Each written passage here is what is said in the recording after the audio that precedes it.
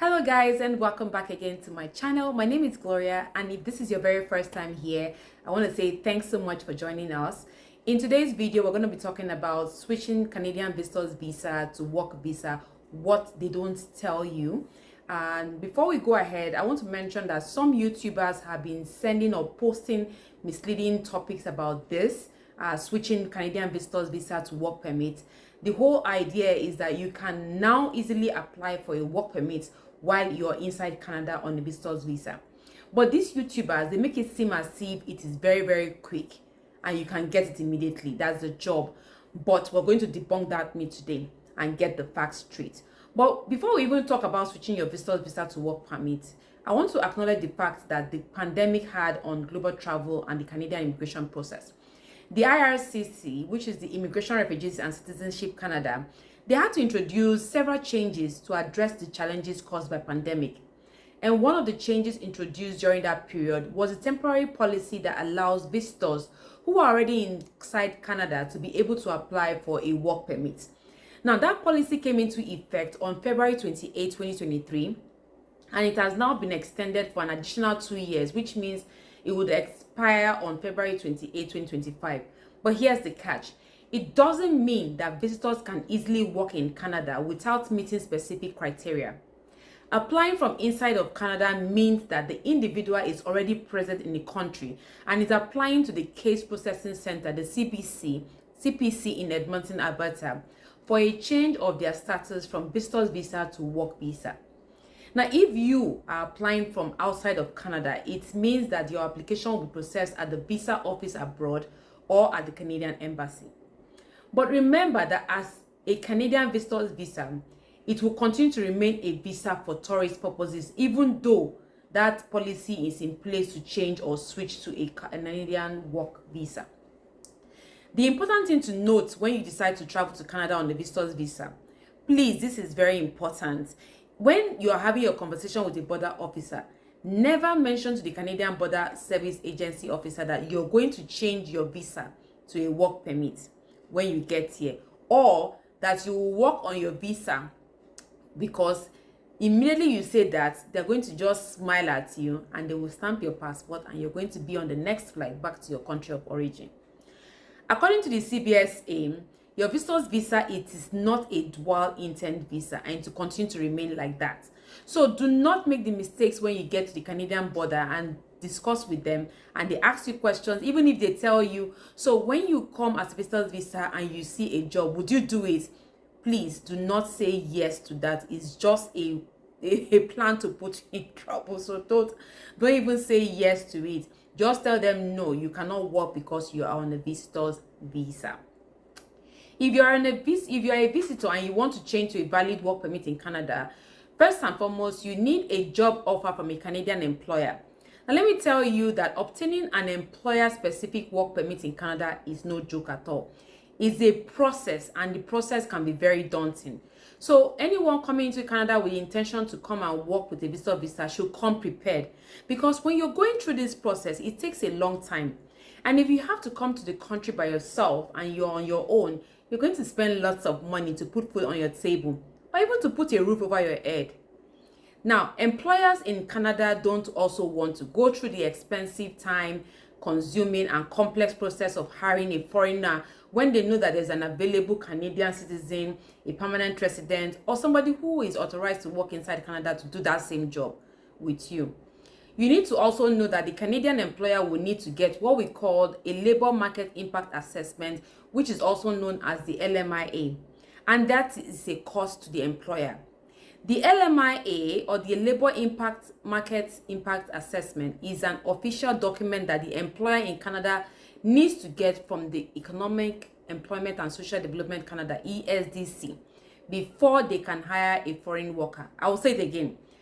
The LMIA, which is the Labor Market Impact Assessment, is an official document that an employer in Canada needs to obtain from the ESDC, which is the Employment and Social Development Canada, before they can hire a foreign worker. When you have a positive LMIA, it shows that there is a need for a foreign worker to fill that job.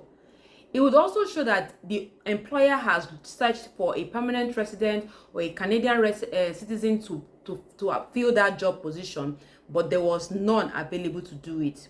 So they now advise that position for at least a period of 4 weeks and apply for an approval to hire a foreign worker. If that position is not filled at the time, the entire process can take anywhere from 3 to 4 months. I'm not even joking about this. And you cannot apply for a work permit until the LMIA is approved. And that's not all. To have the work permit approved, you still need to show that you are qualified for the job. Now let's just talk about the processing times for applying. So as an inland work permit holder in Canada, it means that you are inside Canada, and it can take anywhere from up to 5 months. And during that period, you will not be allowed to work inside Canada until your work permit has been issued. You cannot work in the country. So it means then that you as a visitor has to be financially prepared for at least 8 months past the time you receive the job offer. Remember, after you get the job offer from the Canadian employer, it's going to take you, or the employer actually, 3 to 4 months to apply for the LMIA. After that, it will take another 3 to 4 months for the LMIA to be approved. That's if it gets approved, then you can now apply for a work permit. Again, it's going to take you another 5 months. So it's a total of 8 months. You see, 5 months for the work permit and 3 months for the LMIA. So you will still be a visitor, meaning you cannot work. You will not, unless you have enough money to pay for house rent in advance, it might be difficult for you to cope. Another thing you should know is that no landlord in Canada will be willing to rent their property to you. Why? Well, for a foreigner to be able to rent a property or to rent a house in Canada, they need to provide proof of income, that you even have a regular source of income coming in. And since you don't have a job right now as a visitor, it's going to be difficult to get a rental accommodation. So unless you have enough money saved up for this process, it will be very, very frustrating and very daunting. Hotels and Airbnbs can be also expensive. You can be able to find a cheap Airbnb for maybe $50 to $100, but it's not cheap in the long run, because for a period of 8 months, calculate it. It will take you, you need to have a lot of money before you can get that amount.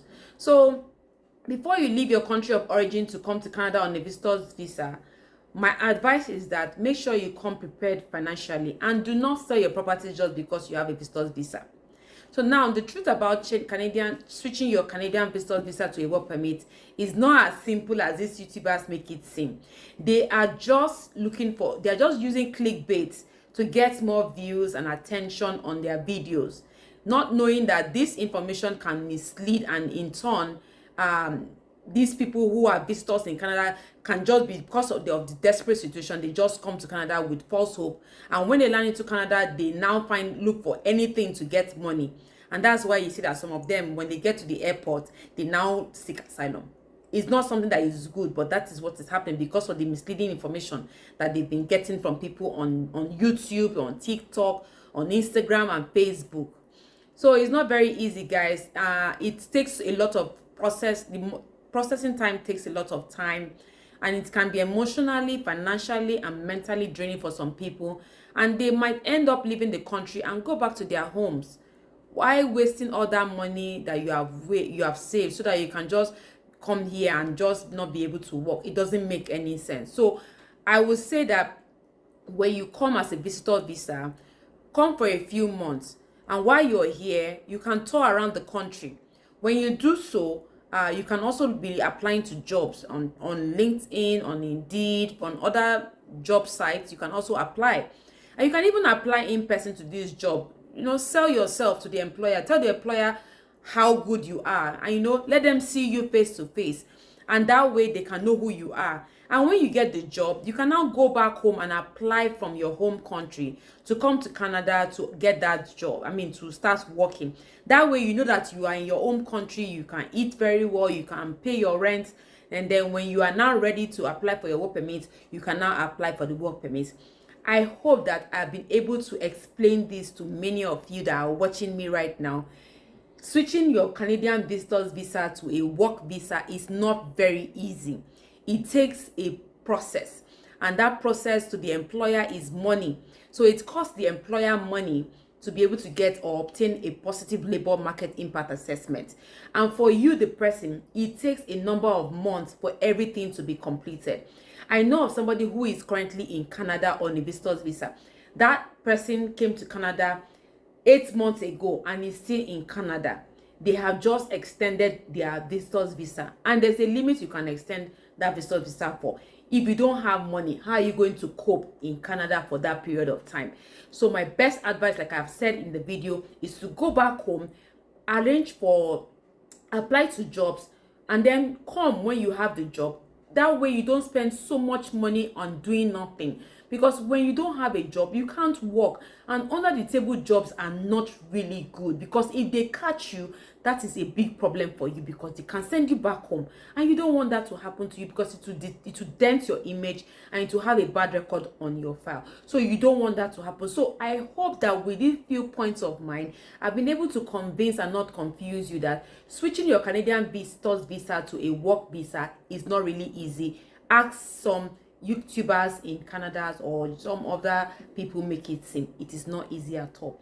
So I appreciate the fact that you watched this video up until now. I hope you gained something from watching this video. If you did, please don't forget to give this video a thumbs up, like this video, share this video, let your friends, your family members, and those who are intending to come to Canada on a visitor's visa, let them know about this, so that they don't sell all their properties and things in Nigeria just because they have obtained a visitor's visa and come to Canada empty-handed, knowing fully well that they cannot get a job ASAP once they land. Until I see you on my next video, please don't forget to watch the videos that pop up on your screen, and take care, stay safe, and don't forget to subscribe to my channel, because this is where I make videos for people who are intending to come to Canada. And for more people to also see the videos, it would be nice of you to hit that red subscribe button. So until I see you next time, it's bye.